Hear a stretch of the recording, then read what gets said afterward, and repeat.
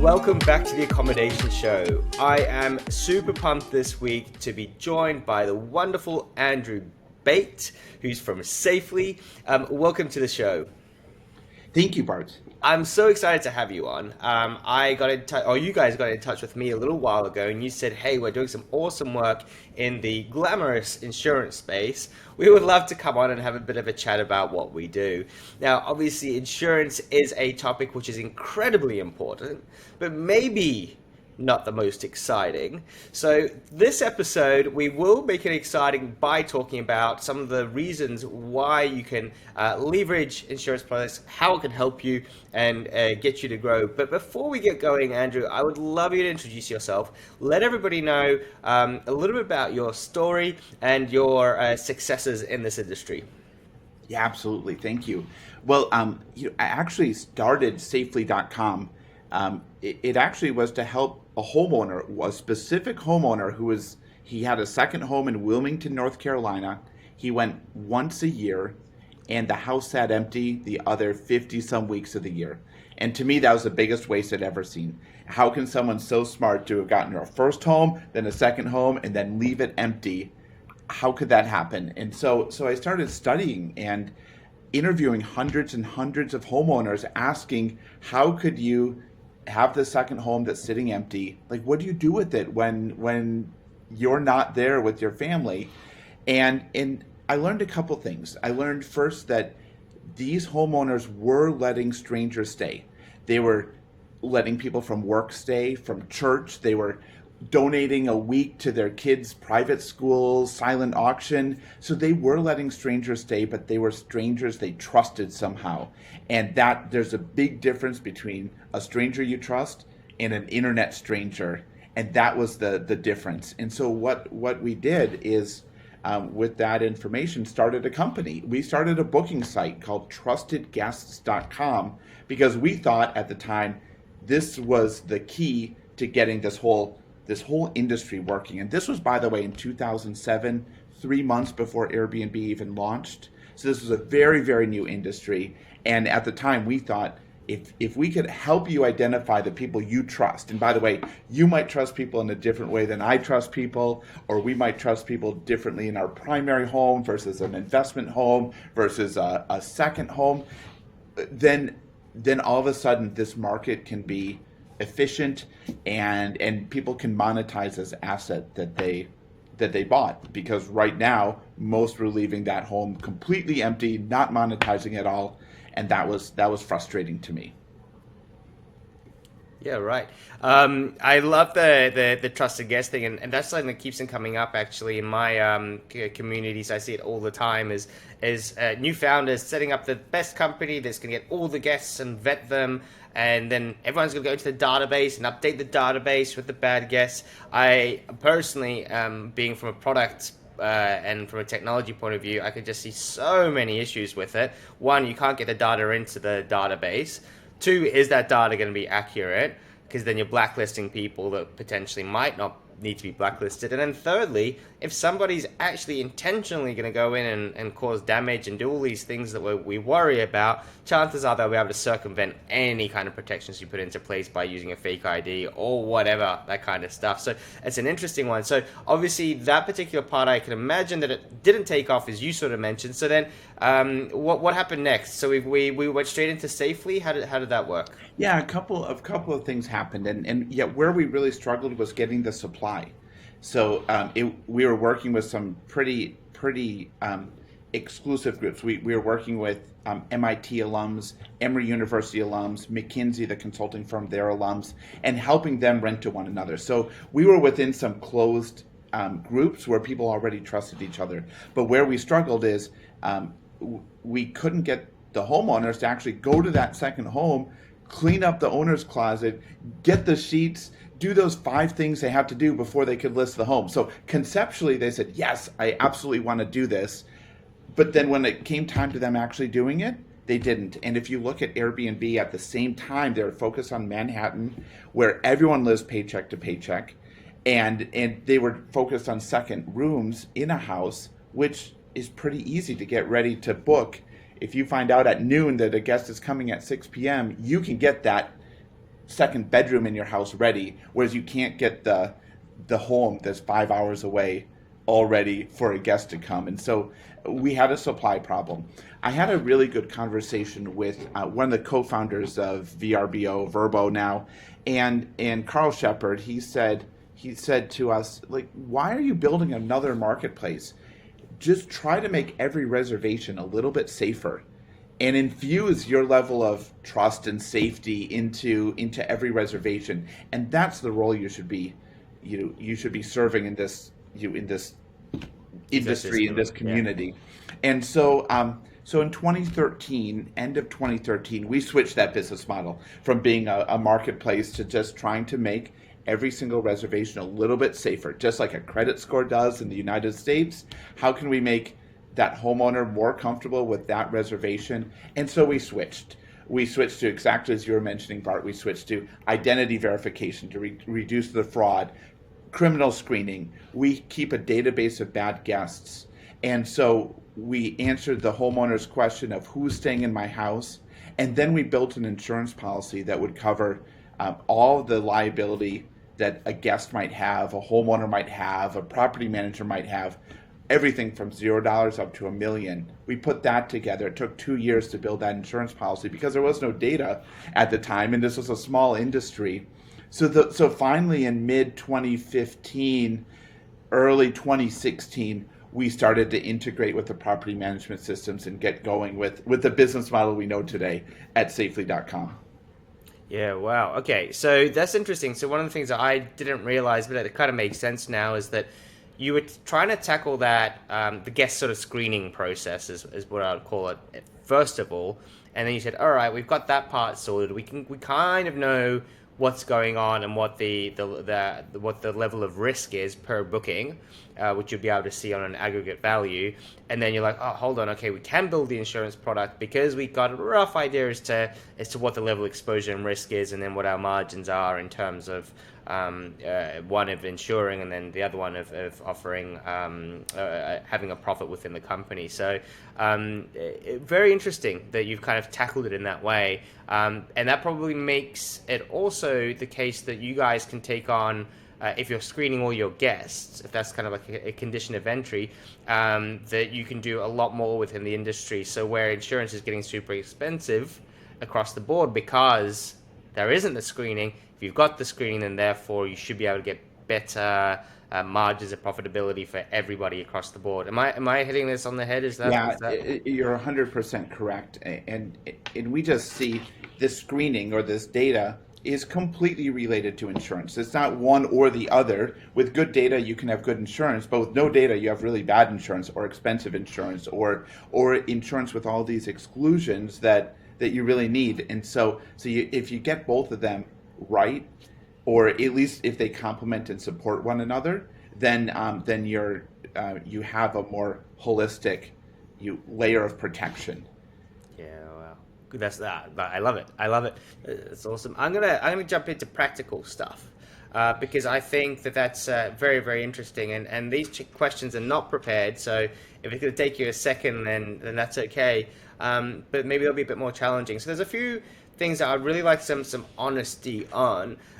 One is the instance of parties and Airbnbs being destroyed and that sort of thing. Now, my opinion is that the issue, yes, it's there, but it's not huge. Like, there's not, like, if you look at the number of bookings that happen, number of stays that happen, there's not that many places that get destroyed. The issue that a company like Airbnb would have is not the actual damage itself, it's serving the damage. So going through, having the staff, having all that whole infrastructure that's there to do all the damage thing. Am I right in saying that there's no correlation like with time where there's these massive parties and damages are increasing? We're seeing a slight increase in claims due to parties and due to like real damage, like real negligence during a stay, but it's a slight increase. In general, we see less than 1% of all reservations are like have an insurance claim that's due to some sort of negligence, exactly as you're describing, a party, someone sneaking a dog into no pets home, and so it doesn't happen a lot. When it does, a party typically costs $10,000 up to Sure. $25,000. In terms of replacing the contents, you getting the new couch, and then yes, when it is a complete destruction like that, not a complete home destruction, but like the house is trashed. It is a good mix of labor and just getting things cleaned and new furniture delivered, versus like just the destruction of the stuff. But again, we're seeing that massive destruction. That's less than 0.25% of the time. It's just not happening a ton. That said, there are some homes and there are some neighborhoods and there are some weeks and weekends and holidays that really, really attract this. Airbnb in a lot of markets, they're shutting down Halloween, like 1 or 2 night stays over Halloween, and it's based on data. Like, things are happening there. But if you look holistically across our entire industry, it is pretty safe. But you also want to have the right insurance in place, because those catastrophic things happen, and then of course the mistakes happen, or the catastrophes happen. So that's I'm gonna keep on going on this because I'm so curious, because these are things that I don't know if everybody knows or doesn't know, and this is where it really gets super valuable, because we talk about different niches all the time that we can appeal to in terms of the actual having a property and working into different markets. And you said, well, having Halloween parties might be a bit more risky. You might have some ideas around this risk profile. There are some places that really lend themselves to, for example, maybe for movie shoots and that sort of stuff, and sort of those premium properties. But there's also a lot that would lend themselves to sort of being a real great party homes, right? That are fantastic. In terms of moving into that niche, do you have any thoughts? Like, if someone says, "Oh my God, I can get these 10 properties and I can be the party king. All my properties are party properties," and obviously you can charge a lot of money for it. Can it work, or not really? Hmm. I don't like thinking like this. I don't want it to work. But you're right. Like, people go on vacations for a lot of reasons. People do have fun. People do party, and that's okay. What I would like to do is, if you are that party house, and it's like, yeah, bachelor parties, hen parties, this is where you come, and it's set up for that. um, let's invest in IKEA furniture or something a little bit more affordable, because those contents will be damaged, but it still needs to be nice. um, you're going to want to have more beds, and like the ratio of beds into bedrooms is going to be really, really high compared to more of a family location. That's one of the tells that we look for to identify a high risk house, is that ratio of this Mm. sleeps up to 40 people. Oh, but it only has 4 bedrooms, and it's like, whoa, people are being stacked somewhere, and that's a tell that you're ready to bring all these people in. Hmm. um, but you can get a much higher ADR. It's just like, if you're going to be friendly to something that's not traditional, like a party or pets, you can have a higher average daily rate, and you can monetize it. People are looking for this. Like, there's a subset of people looking for it. Now, how do you mitigate that damage, and put some of the responsibility to the guest? And that would be like putting.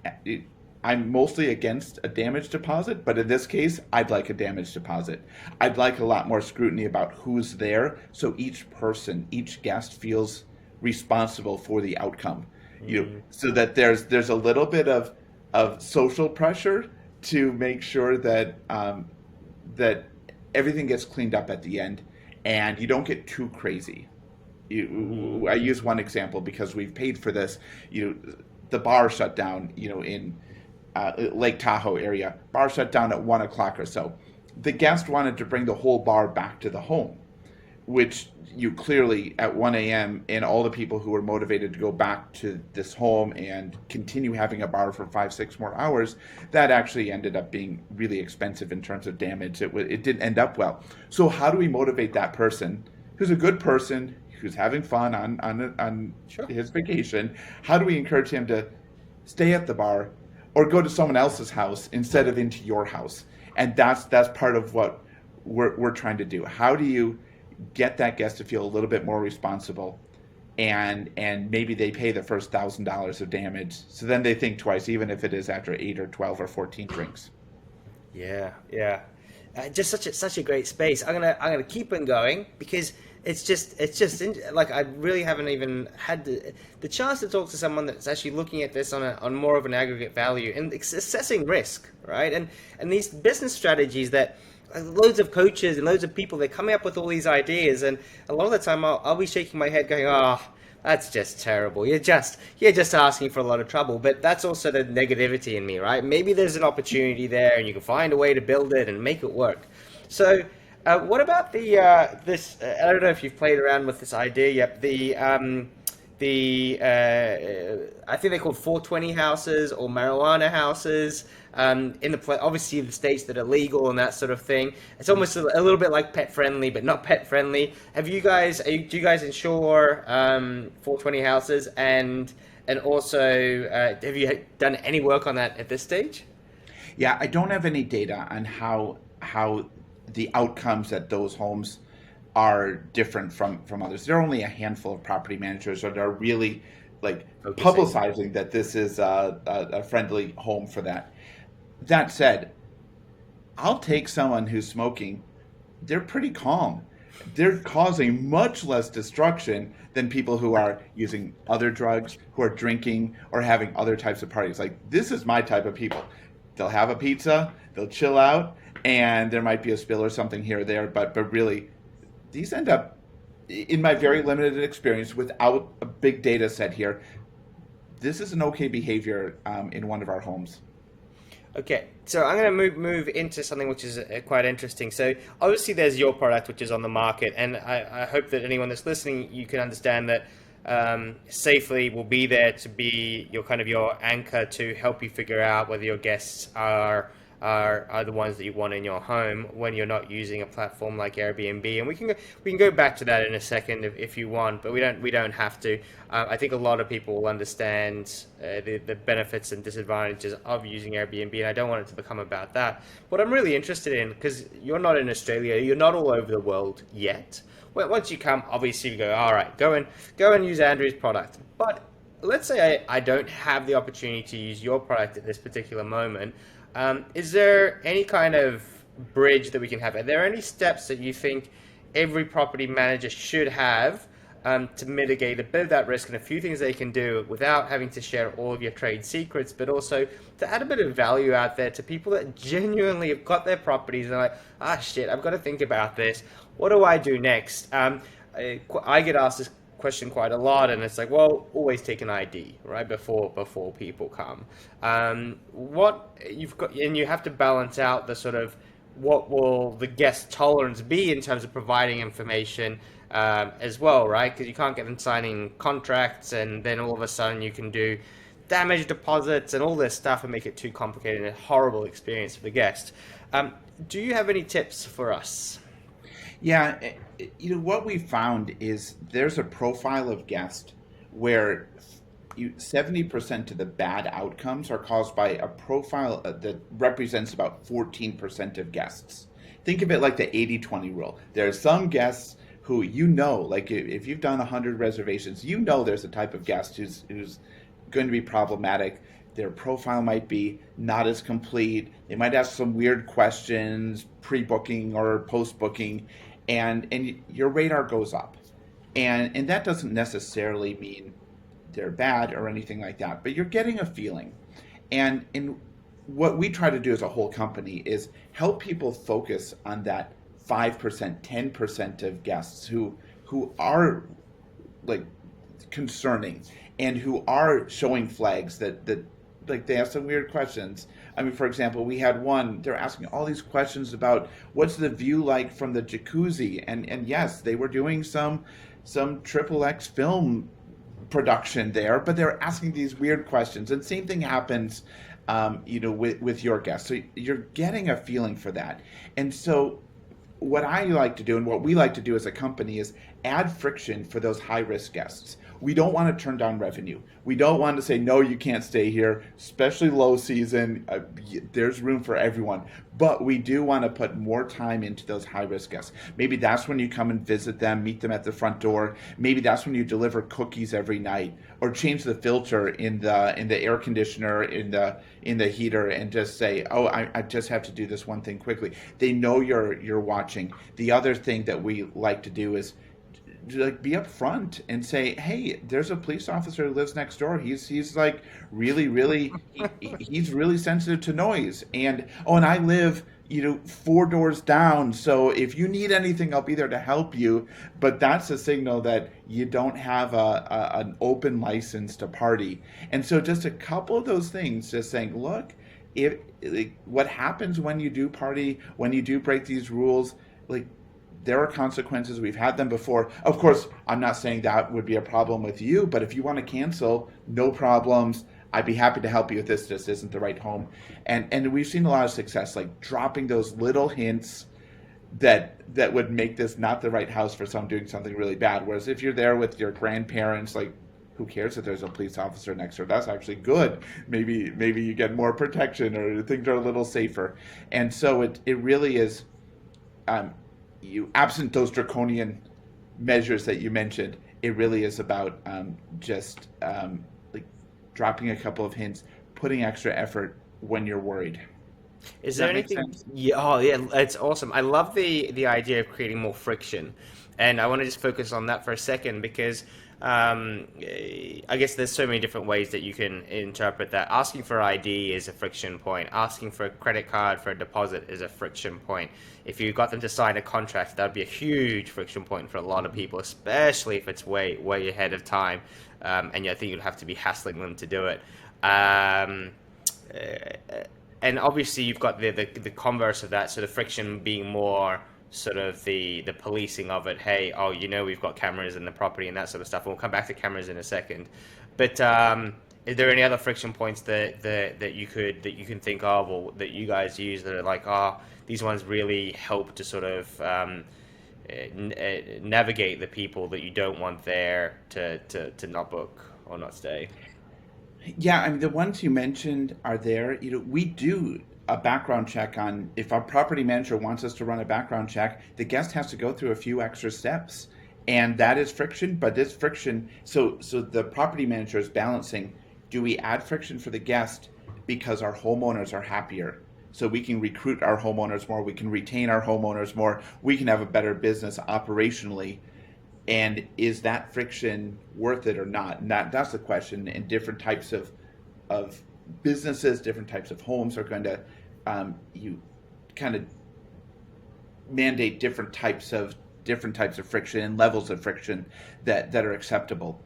Some of that friction though, you've got to be really careful. So getting an ID, well, you're going to get the main guest ID, but often they don't even know at the time of booking who else is going to come. So if you're going to get IDs, and this is really a big piece of what you're doing, it needs to be closer to arrival when you actually know who's going to be there. And then there needs to be some enforcement that, okay, the guest coming in, I also need to have seen their IDs or feel comfortable that you at least have enough where enough people have a shared responsibility to do a good job in this rental. The credit card thing, be careful with that because the guest can always initiate a chargeback, and credit cards have decided that they are not here to be an insurance instrument for damage of a random amount that wasn't predetermined, and the guest will win the chargeback most of the time. And unfortunately, if the guest gets mad Oh, is and this you is try this to on charge the the credit when card, you do a hold on the credit card? Is that what you're talking about? yeah, it could be a hold, it could be a whole nother charge. But then you say, oh, Bart, you're in my house and you broke the lamp, The it's thing, $220, we're gonna charge you for it. Most of the time that guest is going to win a chargeback if he or she does do a chargeback. They'll win because the credit card companies have said, we're only going to like allow a charge for a predetermined amount. So if the contract said, okay, we're going to charge you $220 when you break a lamp, and then the lamp is broken, that becomes a lot more okay than just saying we're going to hold $500 and and it's a slush fund for whatever we want to charge you later on based on your negligence. That's fine, but you'll often go through a lot of hassle and then lose that chargeback because the credit cards are just built for consumers, not for business people. And you're a business person right now when you're running that rental. Yeah, wow. Look, we're getting towards the end of the episode already, and I think that there's just so many different sort of angles that we can unpack, which are super interesting. I was going to go maybe if we can briefly talk about cameras on the property because that's something that you'll know a lot about and something that is asked all the time. But I'm kind of giving you a heads up as well that our time is running out, unless just in case there's some angles that you want to come back and cover off and things that you think are important in terms of the messaging of this particular episode. But going to cameras with my feeling is that yeah, cameras can be there to sort of alleviate. I don't want to talk about installation of where you install them and stuff. That's all everybody's own laws and stuff like that. We're not doing that. But what I'm trying to get at is if you do have cameras, my feeling is that people that want to party will cover them anyway. And then, so those are the real high risk ones. And that's when you've got a flag or an alarm bell that says, hey, you have to do something. But then it might just help soften the damage of some of the other ones, some of the other potential problems. Do you guys put cameras within your risk profile? Does it de-risk properties, or what is your view on that? Yeah, we see a lot of what you see, but at the same time, the cameras are good because yes, some are covering them, some are unplugging them, some are doing weird things to them, and that's already its own signal. Like you don't need to see people sneaking in and out if it's covered and it was covered intentionally, or the router was unplugged, or the noise aware device, the minute device was unplugged. Like there's something's happening. So just them doing something bad or covering it or unplugging it is enough to know that you should be paying attention. I think the hardest part though is, well, okay, so something's happening, now what? Like what what do you do? Do you go there and confront them? I mean, because there's a cost to that. There's a safety cost to yourself, but there's also a retribution cost. Whether they do something, if you don't kick them out, and it's really hard to kick them out at 2 in the morning, you don't kick them out, then are they going to do other stuff to your house? Are they leaving you a bad review? And the answer is yes. They will leave you a horrible review, and now that has a cost to you. And so I think where homeowners and property managers can do a better job is figuring out, like, already knowing exactly what happens when they're getting these signals. Noise aware device gets too high. Lots of people are parking on the lawn to go into the house. And you got the playbook. Like, you have the trusted person nearby to kind of scout it out, and you take those next couple of steps. You maybe even have talked to the police department ahead of time, so you're not hiding from them. Like in some jurisdictions, people are worried about renting because it's violating some laws. At least know that, and try to be more friendly, or try to get the police to be on your side, which of course is so hard to do, and in so many different communities and neighborhoods. But I think most people don't have a plan, and this always happens at like 2 in the morning, 3 in the morning, when you're least prepared to think straight, or even have the resources lined up. My heart's beating. So good news, less than 1% of the time are we even seeing bad stays, but yes, there are some bad stays that are bad. Yeah. Cool. So there's one last thing that might be interesting to cover, and if we can do it quickly, I think it'll be worthwhile. Um, there's two sort of there's I think that the only OTA out there that's providing sort of some host cover is Airbnb at the moment. In terms of if someone makes a booking, there's some damage waivers and some policies there. I don't believe that any other OTAs are doing it. So if you're getting any booking from any other OTA or a direct booking, you must have more than just home insurance, right? Like that's a must. You need to have something in place, unless you don't care about that risk. Um, do you have any comments on those sort of two paths and anything that I'm missing that I don't know or that the audience could benefit from?